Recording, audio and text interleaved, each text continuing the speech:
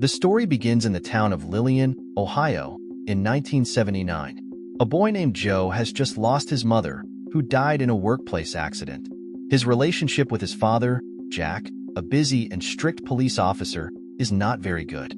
On the day of his mother's funeral, many people gather at his house, but Joe sits outside, staring at the locket his mother left him. For months later, Joe and his friend, Charles, are planning to make a sequel to a film they had previously created. The movie is about a detective investigating zombies, and they plan to shoot a scene at a location at night. That night, Joe receives a call from Charles and immediately leaves to meet Charles and his other friends, Carrie, Martin, and Preston. Alice, one of their friends, is angry when she sees that Joe is coming along because he is the son of a police officer and doesn't have a driver's license. Joe promises not to tell his father, and they set off to a train station. When they arrive, they start preparing for the shoot. As filming begins, Joe notices a car suddenly swerving toward an oncoming train. There is a massive collision that causes the train to explode. They all run in fear, but Alice runs in a different direction. The crash destroys the station, and nearly all the train cars explode. When the situation calms down, one of the train cars emits a strange noise, and suddenly its door is flung into the air.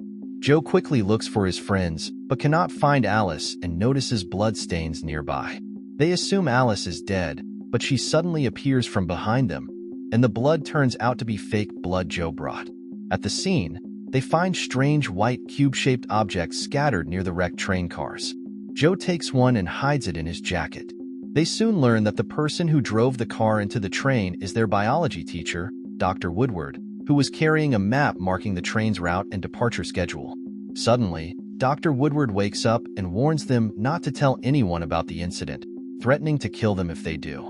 They flee, grabbing the remaining equipment, and leave just as the military arrives at the scene. They all agree to keep the incident a secret. The next day, when Joe wakes up, he sees the object he brought moving on its own.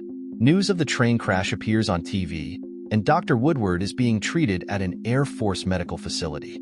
Charles gets the idea to use the crash site as the backdrop for their movie and tries to convince Alice to join, but she refuses and tells Joe to leave when her father arrives. Alice's father seems to dislike Joe and tells him not to come to their house again. After Joe leaves, Alice decides to join the film.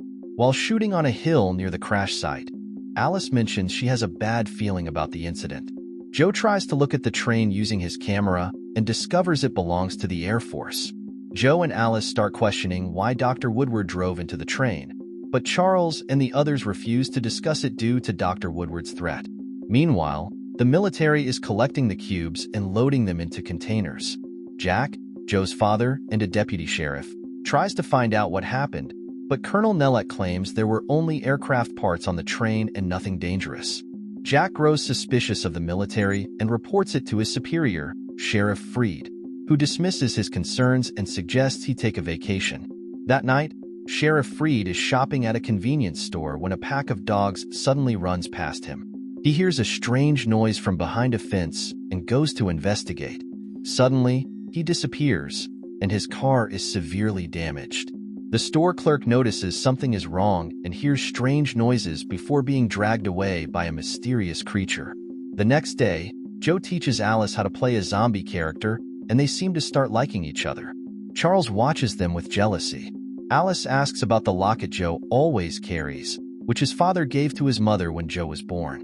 After his mother's death, Jack took the locket and gave it to Joe.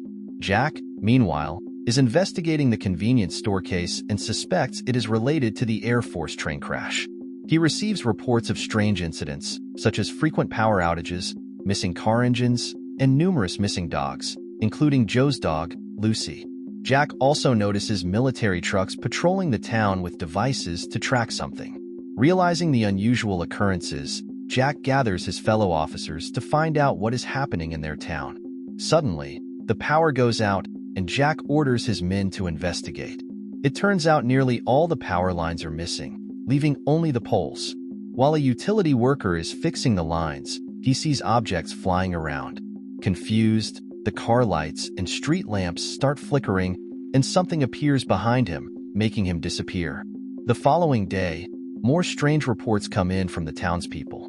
They suspect it is the work of the Russians, and someone hears messages from the military on a radio frequency. Jack becomes curious and uses the frequency, discovering messages from the military mentioning Operation Walking Distance. Knowing this, Jack goes to Dr. Woodward's house, where the military is investigating something. In front of Dr. Woodward's house, Joe and his friends are filming with the military as the backdrop. Suddenly, Jack arrives and orders Joe to get into the car, then confronts Colonel Nelek about Operation Walking Distance. Jack plans to report it to the government in Washington, but Colonel Nelek intends to trap him and tells Jack to meet him elsewhere. After returning home, Jack tells Joe not to be friends with Alice anymore. He dislikes Alice's family and considers them bad people. Joe argues that Alice is a good person, but Jack doesn't care and leaves the house. Joe feels sad and goes to his mother's grave, staring at his locket. Suddenly, he notices something digging nearby. Elsewhere, Jack arrives at the location designated by Colonel Nelek, but he is ambushed and captured by the Air Force.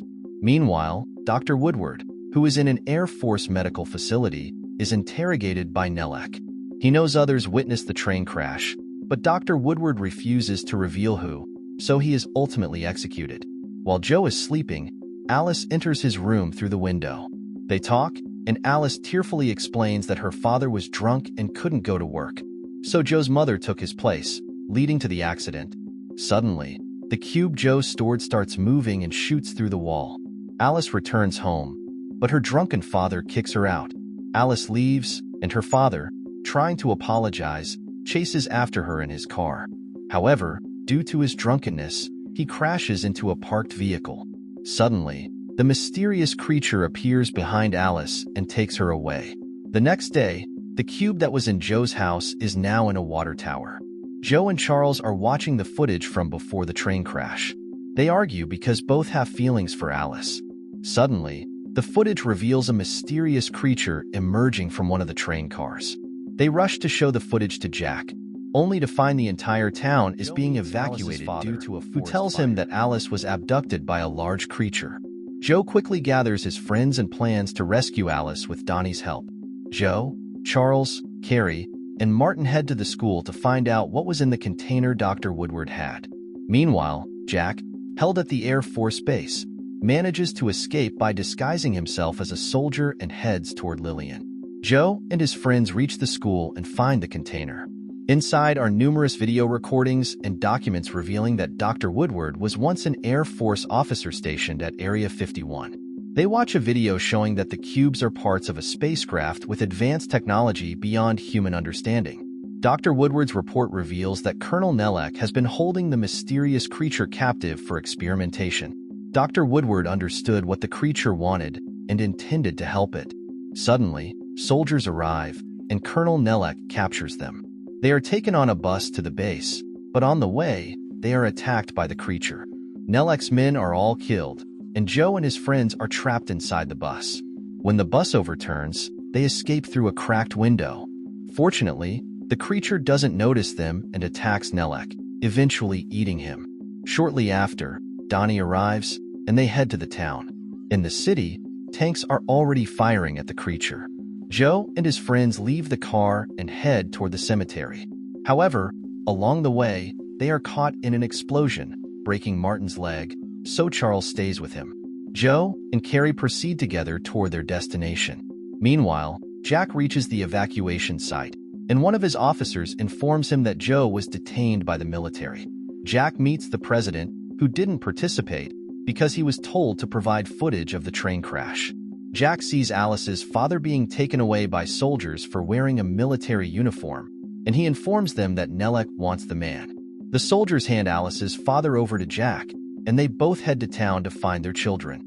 Along the way, Alice's father apologizes to Jack, and they reconcile. Elsewhere, Joe and Carrie arrive at a warehouse and discover a deep hole. Using a rope, they reach the bottom and find many people hanging upside down, including Sheriff Freed and Alice. Suddenly, the creature arrives and eats one of the people. Joe instructs Carrie to light firecrackers to lure the creature away from Alice so he can rescue her. Although Alice is almost eaten, Carrie manages to light the firecrackers, drawing the creature's attention. Joe quickly saves Alice and the others. The creature realizes that Carrie was just a distraction and returns to Joe's location. Joe leads Sheriff Freed, but they are taken through another path and encounter the creature again. One by one, they are captured by the creature until only Joe is left. The creature stares at them, but Joe knows it isn't evil. It just wants to rebuild its broken spacecraft to return home. The creature picks up Joe but realizes he is not a threat and releases him. When they return to the town, they see all metal objects flying and sticking to the water tower, including the cubes the military had collected. The objects begin to assemble into a spaceship, and the creature enters it. Joe and Alice reunite with their fathers, but Joe's locket suddenly levitates. Joe manages to catch it, but Jack and Joe decide to let it go, symbolizing their acceptance of his mother's passing. Shortly after, the water tower collapses, and the spacecraft flies into the sky. Joe holds Alice's hand, and the film ends.